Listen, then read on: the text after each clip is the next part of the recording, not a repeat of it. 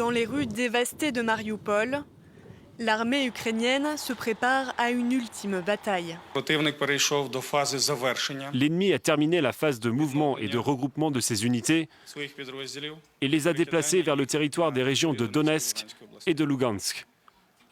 Nous croyons que des combats intenses se tiendront dans ces territoires dans un futur proche.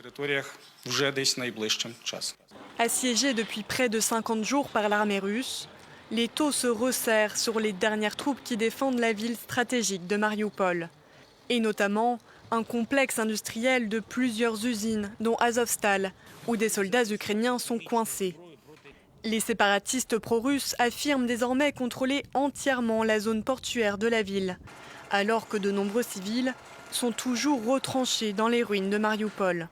Le président ukrainien lance cet avertissement. L'un des porte-paroles des envahisseurs a déclaré qu'ils envisageaient d'utiliser des armes chimiques contre les défenseurs de Mariupol.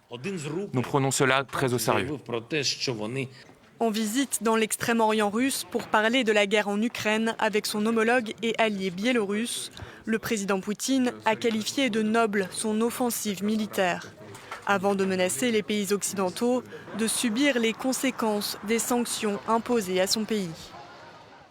Et la Russie qui communique aujourd'hui. L'armée de Vladimir Poutine qui tient Mariupol en état de siège depuis maintenant plusieurs semaines, semble-t-il, évolue encore. Son ministère de la Défense a annoncé tout à l'heure la reddition de plus de 1000 soldats ukrainiens. Il n'était que 3000 à résister encore dans la zone ces derniers jours. Écoutez.